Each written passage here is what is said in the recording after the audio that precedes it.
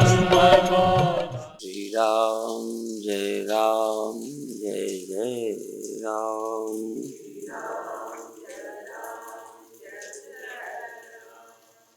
श्री राम जय राम जय जय राम।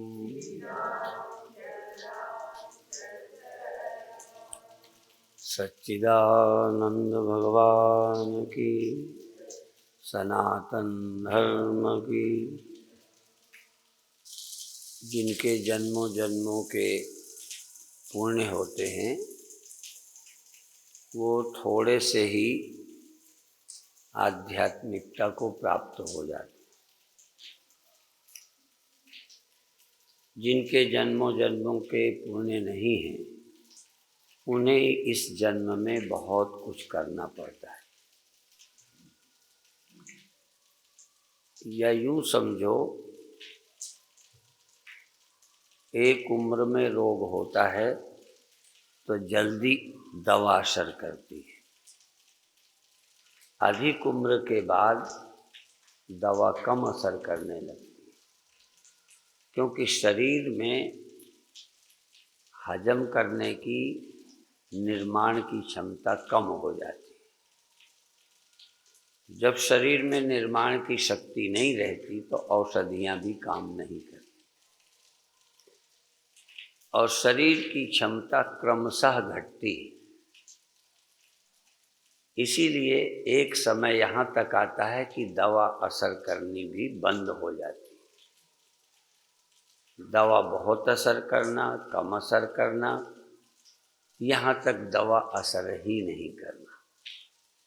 यदि दवा 100% सदा कामयाब होती तो फिर कोई मर न पाता, क्योंकि डॉक्टर तो तब भी दवा देते रहते हैं। 99% जो खतरे के रोगी होते हैं वो मरने के बाद ही अस्पताल से निकलते हैं। ठीक होके निकलने वाले अलग हैं, लेकिन एक वो भी हैं कि रिस्क के समय न तो छोड़ते बनता है और ये भी आशा नहीं है, दवा सफल भी नहीं हो रही, फिर भी कर रहे हैं और बल्कि जी जान से लगते हैं। इसी तरह मन की भी है। मन यद्यपि सत्वगुण से बना है, पदार्थ तमोगुण से बने हैं, अंतःकरण सत्वगुण से बना है। स्वभाव से ही अंतःकरण सत्वगुण प्रधान है, इसीलिए उसमें ज्ञान होता है। केवल मन न हो तो शरीर में आत्मा रहते हुए भी शरीर में ज्ञान नहीं है।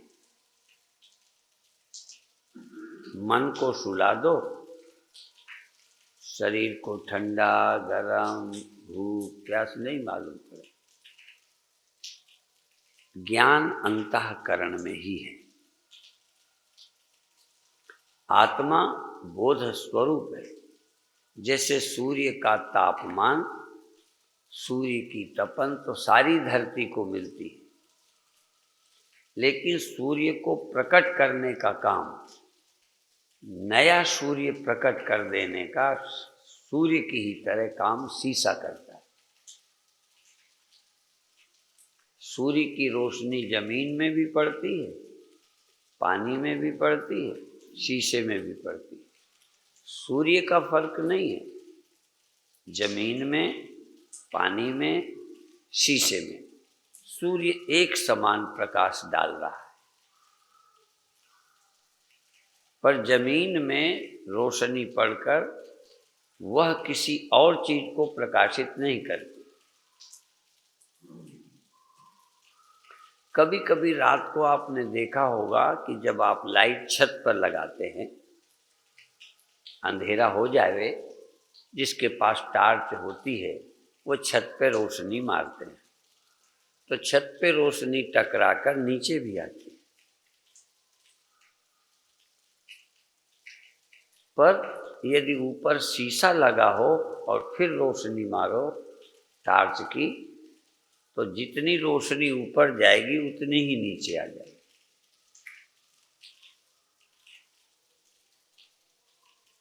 तो ये सूर्य प्रकाश की विशेषता नहीं है, ये किसकी विशेषता है?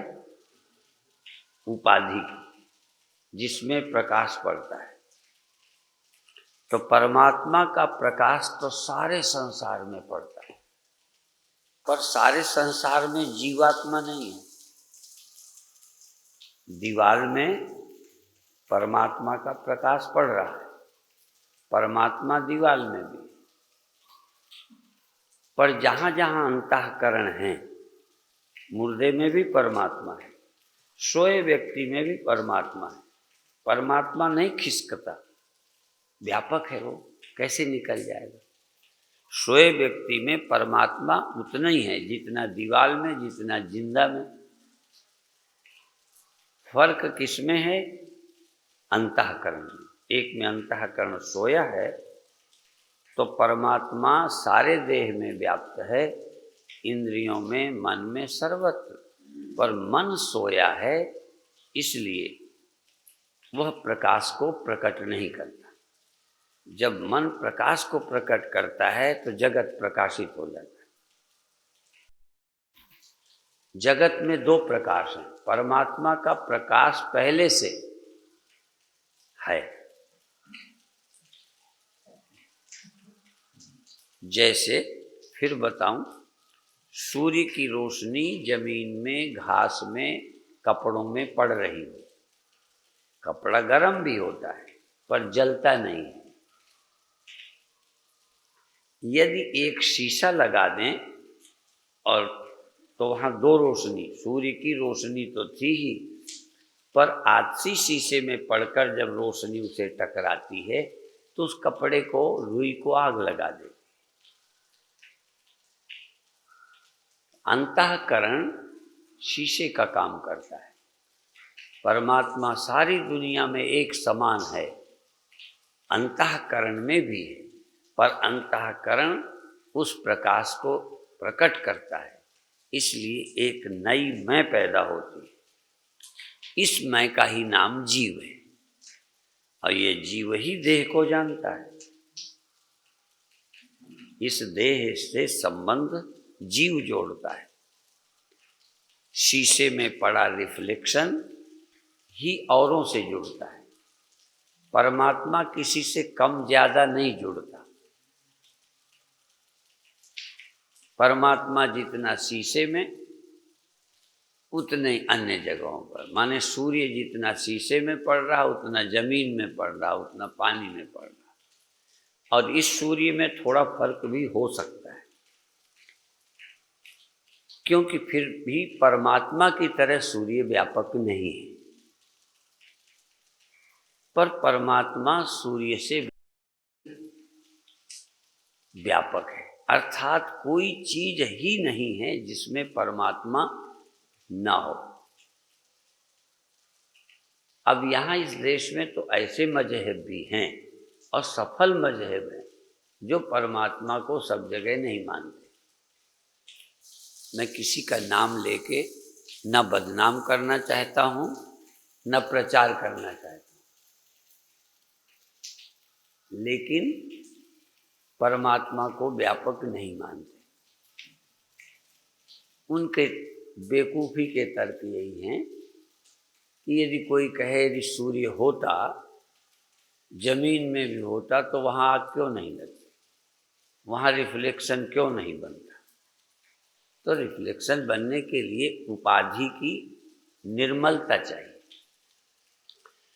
तो अंतःकरण इतना तो सबका निर्मल है कि उसमें सूर्य का प्रकाश प्रकट हो जाता है, परमात्मा का चैतन्य प्रकट होता है। पर वही अंतःकरण जब थोड़ा तमोगुण से युक्त होता है, नींद में चला जाता है। बना वो सत्व गुण से, पर उसमें सत्व गुण में भी थोड़ी थोड़ी न्यूनता अधिकता होती है। जैसे पीले रंग में थोड़ा नीला मिला दो, 3 पीले रंग रख लो, तीनों पीले रंगों में हरा नीला रंग कम ज़्यादा मिलाओ। एक में मान लो 10 बूंद पीला है तो उसमें 1 बूंद नीला मिलाओ।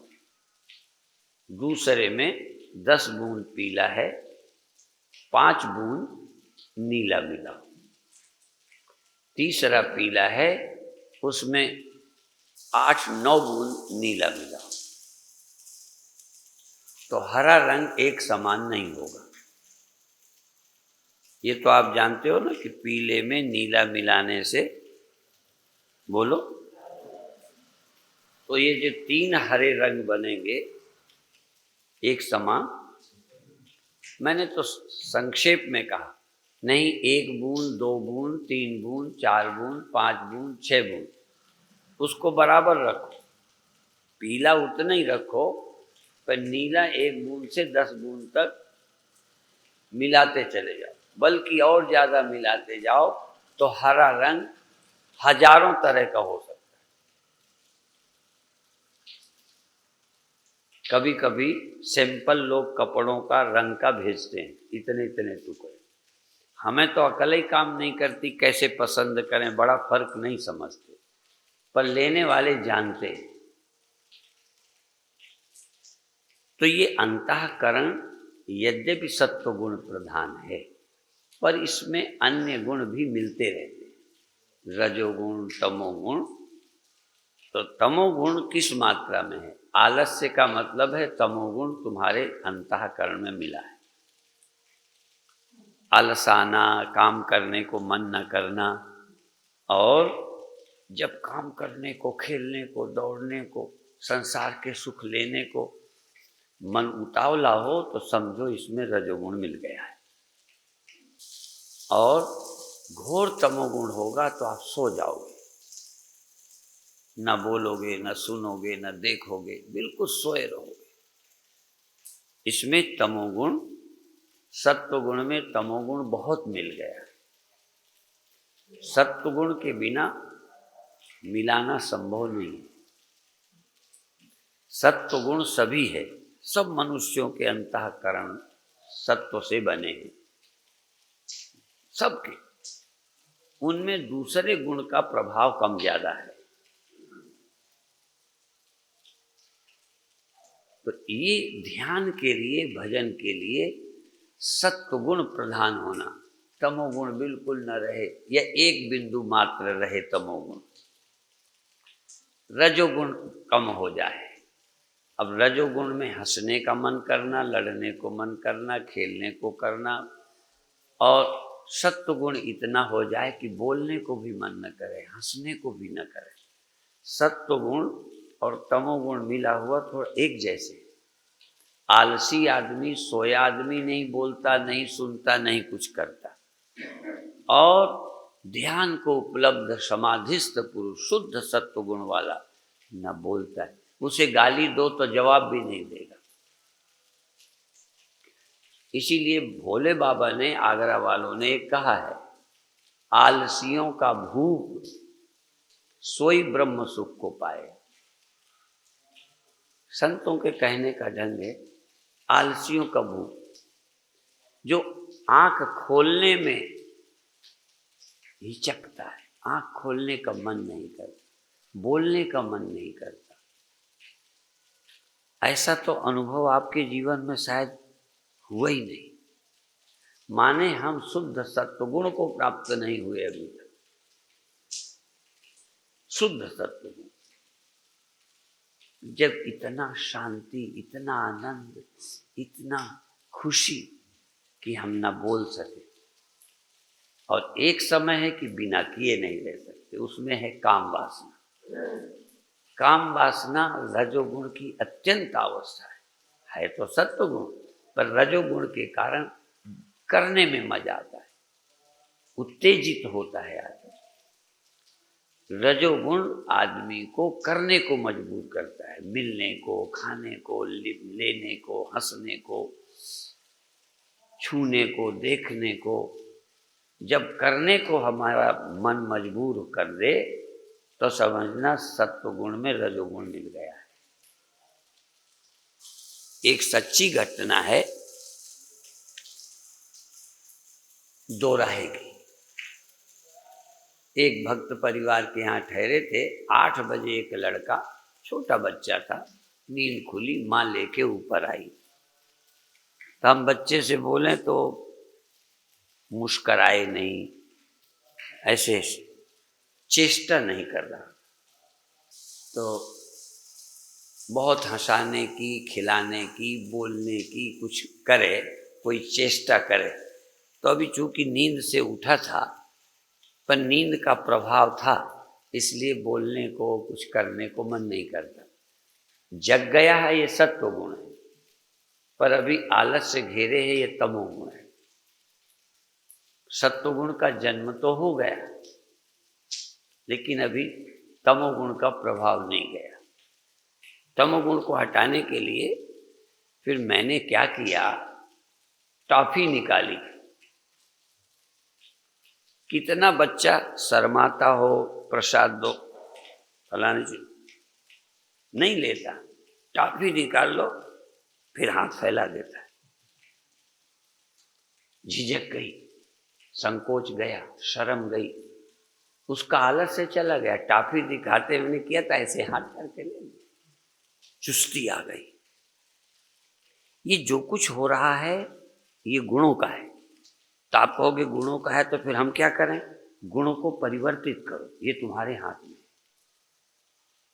तुम तमोगुण को घटा सकते हो, रजोगुण को कम कर सकते हो, सत्वगुण बढ़ा सकते हो। ये तुम्हारा प्रयत्न है, ये करना पड़ेगा। जब आलस्य हो, ध्यान में बैठ जाओगे तो सो जाओगे, मन नहीं लगेगा। तो अभी हम लोग तमोगुणी हैं, रजोगुणी हैं, सतोगुणी आदमी नहीं मिलते। थोड़ा बहुत अच्छे काम करते हैं, उनमें सत्वगुण जरूर है, पर इतना सत्वगुण नहीं है कि वो कुछ ना करें। सत्वगुण बहुत होगा तो तुम करोगे कुछ नहीं। हो सकता है तुम पूजा पाठ भी ना करो। पूजा पाठ सात्विक रजोगुण है, सात्विक। सत्व तो बहुत है, पर थोड़ा रजोगुण है, नहीं तो करते ही नहीं। सत्व गुण का मतलब है जैसे तमोगुण, घोर तमोगुण, ऐसे ही पूर्ण सत्व। 99% जब सत्व गुण होगा तो सुनने का भी मन नहीं होगा, बोलने का भी नहीं होगा, छूने का भी नहीं होगा, हंसने का नहीं होगा। मुझे वो अनुभव हैं। आजकल मेरे में भी उतना सत्वगुण नहीं। 6 साल सत्वगुण बहुत रहा, 6 साल। सत्वगुण था तो हंसता नहीं था, हंसी आती ही नहीं।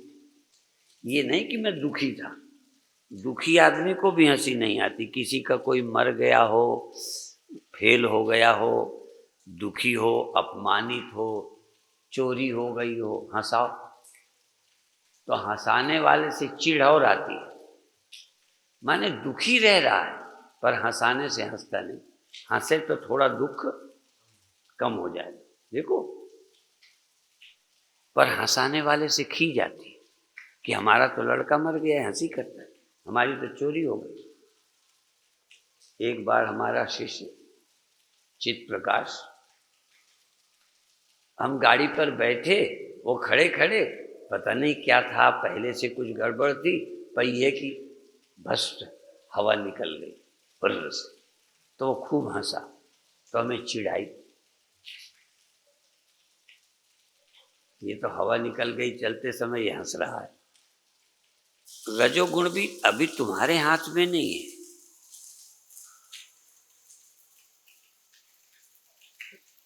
अत्यंत रजोगुण कामातुर में होता है, अत्यंत तमोगुण लड़ाई झगड़े में होता है, अत्यंत सत्वगुण ध्यान में होता है। इतना सत्वगुण कि पहले तो बाहर से मतलब ही नहीं, यदि सुनाई भी दे दे तो जवाब भी नहीं दोगे। यदि आप में सत्वगुण होगा तो गाली का जवाब नहीं दे सकते। अत्यंत सत्वगुण होगा तो आप आंख खोल के भी नहीं देखोगे। वो कहे देखो, आलसी भी नहीं देखता। बच्चे को जगाओ, बेटा खा लो, जगाओ दूध पी लो, उसके मुंह में लगा दो। इसलिए मैं आज एक बात कहता हूं कि सत्वगुण कैसे पैदा हो, और वो साधना का विषय है, वो केवल समझ का नहीं। जब तक सत्वगुण नहीं आएगा तुम समझ ही नहीं सकोगे कि मैं ब्रह्म हूं, मैं आत्मा हूं, मैं आनंद रूप हूं, मुझ में आनंद है, समझ ही नहीं आएगा। शब्द हाथ लगेंगे। इसीलिए सत्वात् संजायते ज्ञानम, सत्व गुण से ज्ञान पैदा होता है, किताबों मात्र से नहीं होता। उन शब्दों का लाभ तब होगा जब सत्व गुण होगा। सत्व गुण पैदा करने के लिए साधना की आवश्यकता है।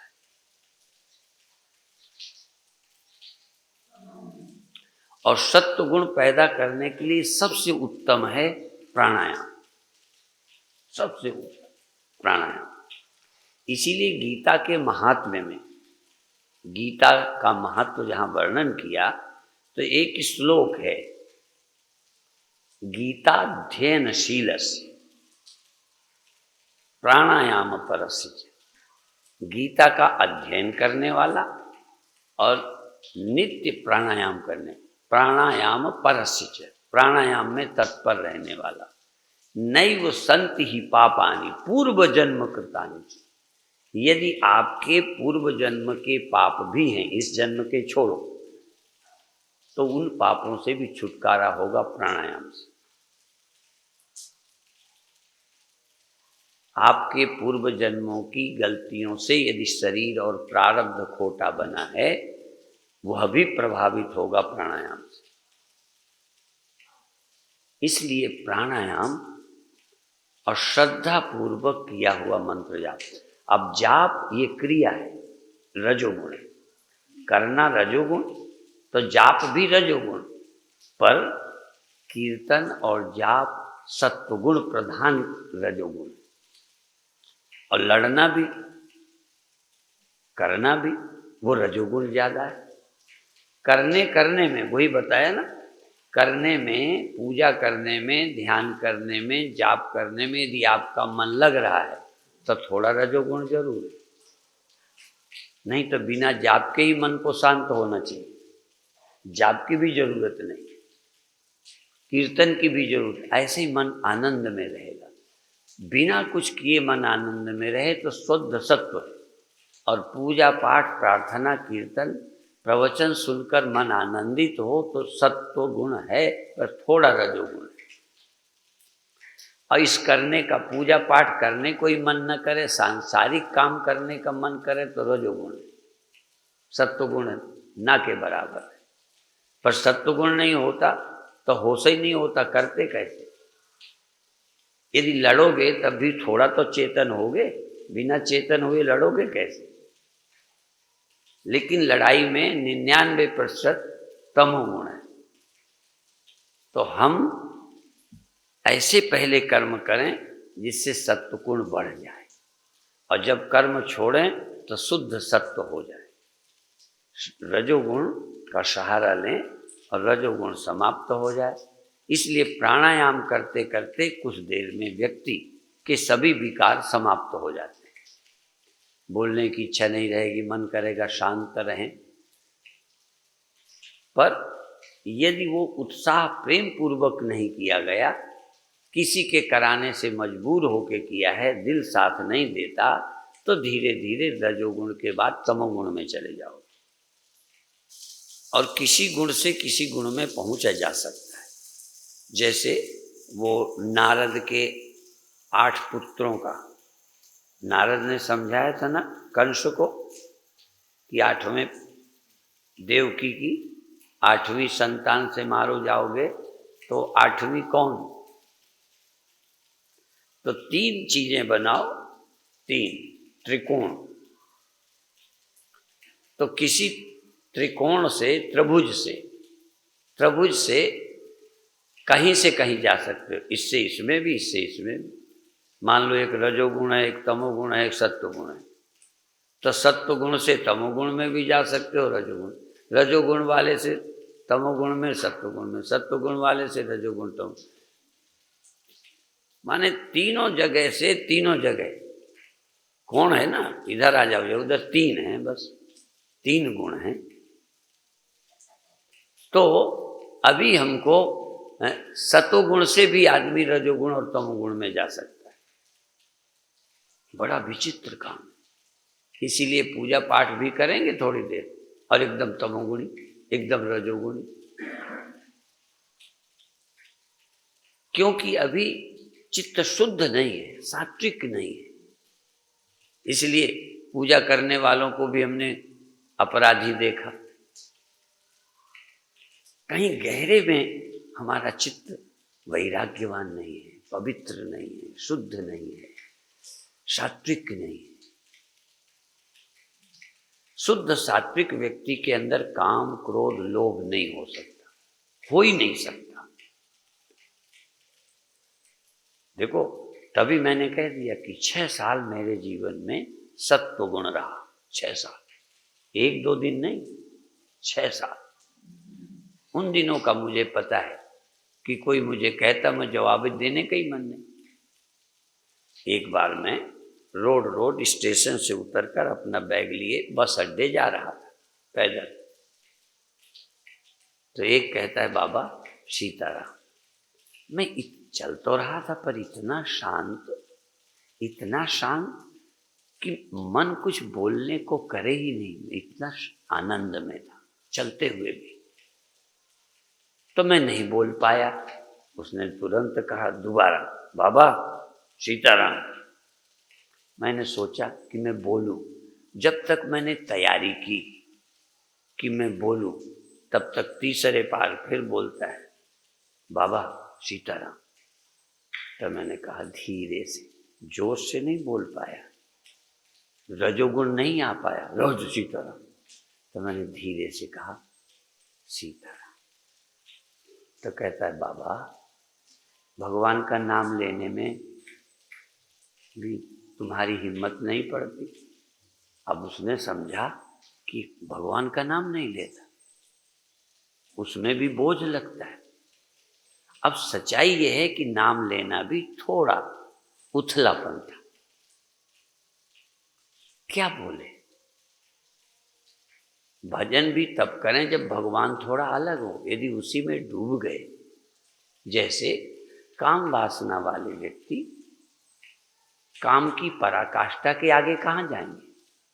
दूर थे तो नजदीक गए, दूर थे तो छूने लगे, मिलने लगे। काम की पराकाष्ठा के बाद लौटना तो हो सकता है, आगे कहाँ जाओगे। तो विशुद्ध सत्व का मतलब है कि जहाँ बोलने, सुनने, देखने की इच्छा ही नहीं होती, इतना शांति। इसलिए सत्व गुण पैदा कर सकते हो, वो साधना से होगा, वो बिना किए होने वाला नहीं है। इसलिए एक छोटा सा अभ्यास आज करेंगे प्राणायाम का, लेकिन क्रिया के साथ। मैंने बताया कि पहले हमें तमोगुण घटाने के लिए रजोगुण चाहिए, पर ऐसा रजोगुण जो बाद में तमोगुण में न लाए। काम क्या करता है, रजोगुण के बाद तमोगुण में, आलस्य में ले जाता है, नर्वस करता है, इसलिए काम अच्छा नहीं है। यदि काम के बाद नर्वस ना हो तो सत्वगुण में जा सकता है। ऐसे कोई काम करो जिस काम के बाद हम निराश, नर्वस, हतोत्साह, बोर, थके न जाए। तो प्राणायाम में भी थकना नहीं है, इतना करते जाएं कि प्राणायाम बंद करने के बाद भी थके अनुभव न करें, प्रसन्न अनुभव करें, शांत अनुभव करें। बोलने की इच्छा ना हो, उठने की ना हो, आलस्य बिल्कुल नहीं। पर अभी मैंने कहा था कि भोले बाबा ने कहा ऐसे कि आलसियों का भूत सोई ब्रह्म सुख को पाए। बोलने में अलसाए है, खाने में अलसाए है, देखने में अलसाए। कोई कहो देखो, जब मेरे अंदर सत्वगुण था तो लोग कहते थे मंदिर चलोगे, तो लगता नहीं। नास्तिक नहीं, इच्छा ही नहीं होती। नास्तिक को भी इच्छा नहीं होती, वो तो महातमोगुणी आदमी है। जिनको मंदिर अच्छा नहीं लगता, अच्छा लगते। अब हम यदि भगवान में ही मिले बैठे हों तो कहाँ जाएं? तो एक छोटा सा प्रयोग, जैसे श्वास लेंगे आप, पहले देखें।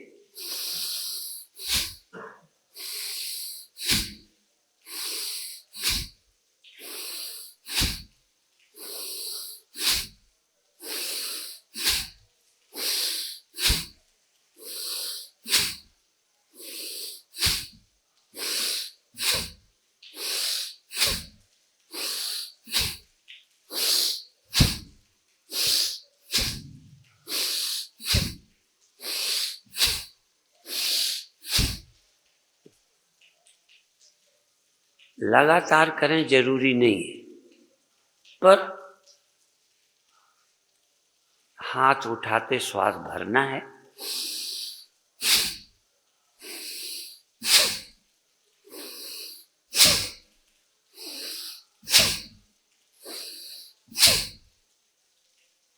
ऐसे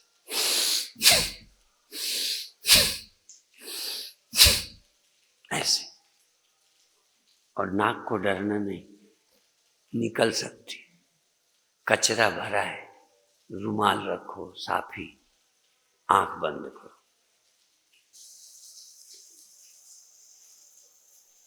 आंख बंद कर लें, श्वास भरते हुए हाथ ऊपर को, चाहे आधे मुड़े हुए हाथ या ऊपर को पूरे ले जाकर, और जोर से, जैसे साइकिल भ्रष्ट हो गई, हवा निकल गई।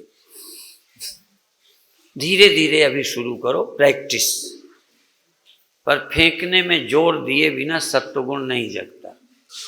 फेंकने में एकदम भरो, देर तक भरो, फेंको झटके।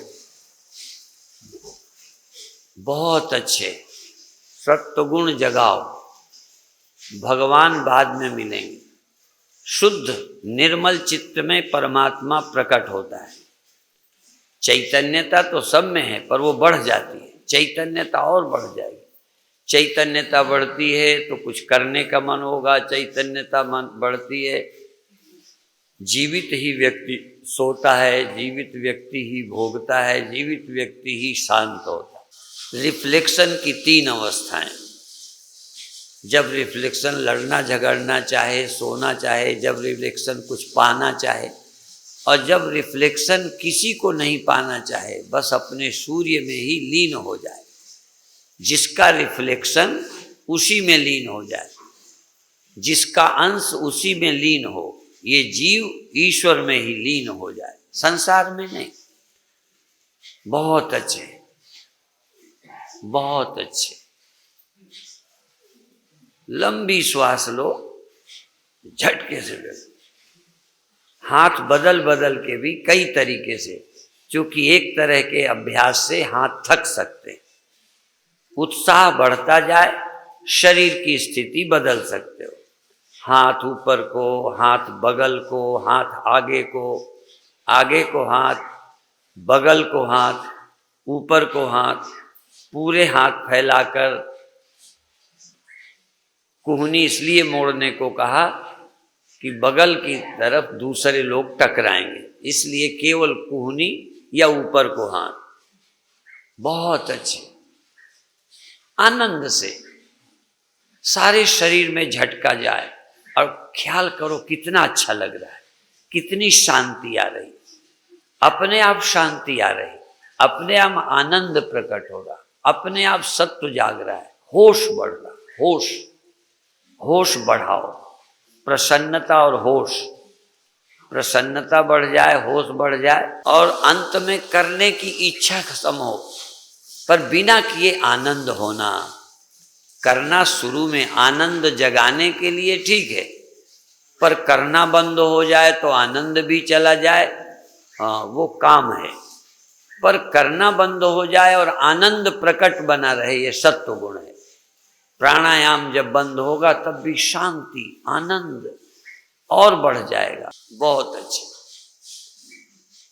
और अब आप सब जान गए हैं रामदेव जी की कृपा से। अब आप अनुलोम विलोम प्राणायाम करो।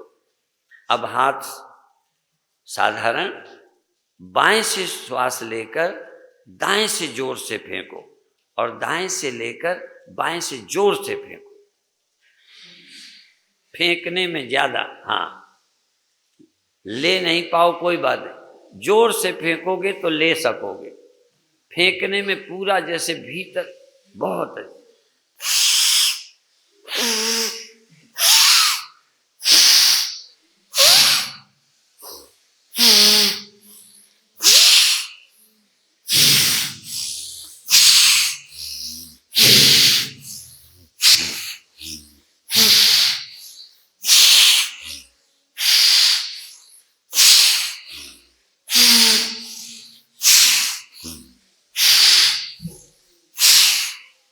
फेंको जोर से,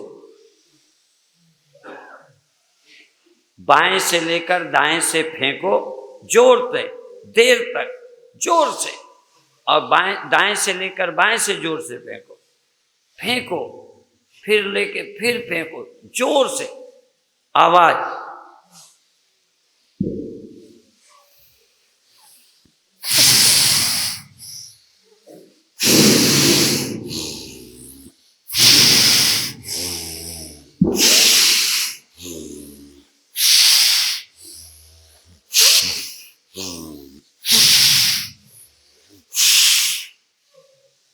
ध्यान भीतर, ध्यान भीतर, एकाग्र एकाग्र।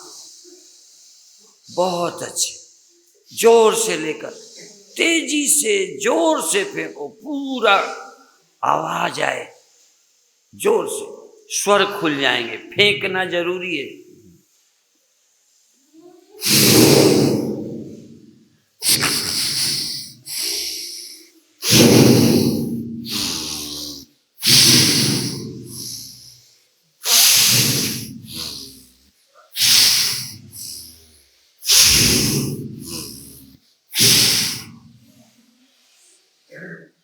बहुत अच्छे।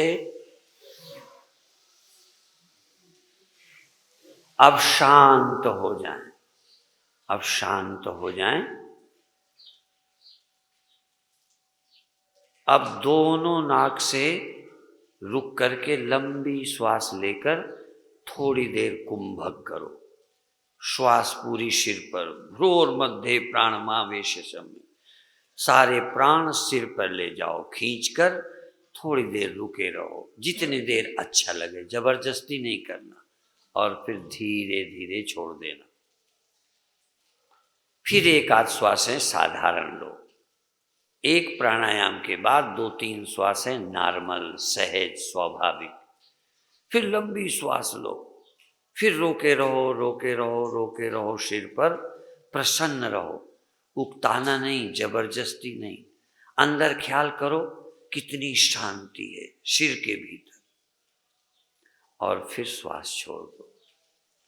1-2 श्वासें नेचुरल, स्वाभाविक, सहज। फिर लंबी श्वास लो, देर तक रोको, रोके रहो जब तक प्रसन्नता रहे, एकाग्रता रहे। देर तक रोकना यद्यपि थोड़ा खतरनाक है, पर देर तक रोकते ही समाधि लगने लगती है, भीतर बेखबरी सी आने लगती है, एक नशा सा पैदा होता है। श्वास लंबी लेकर रोको, कुंभक, पूरक, कुंभक, रेचक, पूरक, रोके रहो, फिर थोड़ी देर के बाद रेचक। अंदर रुकने के समय देखो क्या होता है, सिर में क्या लगता है। सिर पे श्वास भरो, थोड़ी देर रोको, फिर छोड़ दो। बहुत अच्छे। कभी नॉर्मल, नेचुरल, स्वाभाविक श्वास लो और छोड़ो। हर 2-4 श्वासों के बाद एक लंबी लंबी लंबी भरो और अंदर रोके रहो, रोके रहो, रोके रहो, रोके रहो, रोके रहो, फिर धीरे धीरे धीरे छोड़ दो। फिर धीरे धीरे धीरे, खींचो नहीं, धीरे धीरे सिर में हवा भरो, थोड़ी देर रोको, फिर धीरे धीरे धीरे छोड़ो। खींचना नहीं है, फेंकना भी नहीं, खींचना भी नहीं। आती हुई श्वास को सहयोग दो, धीरे धीरे धीरे आने दो, अंदर आने दो, फिर रोक दो। अंदर रुके रहो, रुके रहो, रुके रहो, रुके रहो, फिर धीरे धीरे धीरे छोड़ दो। आनंद लो, अंदर का आनंद लो। इसमें किसी और का आनंद नहीं, बच्चे का नहीं, पति का नहीं, पत्नी का नहीं, धन का नहीं, मित्रता का नहीं। यहाँ तो केवल श्वास का, शरीर के भीतर श्वास का प्रभाव, सत्व गुण जगेगा। जितना जितना प्राणायाम से सत्व गुण जगेगा, उतना ही बाहर का भिखारीपन खत्म होगा। बाहर से जो मांगना पड़ता है, सुख, प्रसन्नता, सब कुछ बेकार हो जाएगी। इतना अंदर सुख प्रकट होगा कि तुम अपने ही धन से धनी हो जाओगे, अपने ही भीतर के आनंद से आनंदित हो जाओगे। तुम्हें बाहर किसी और की जरूरत नहीं पड़ेगी, ये हम गारंटी करते हैं।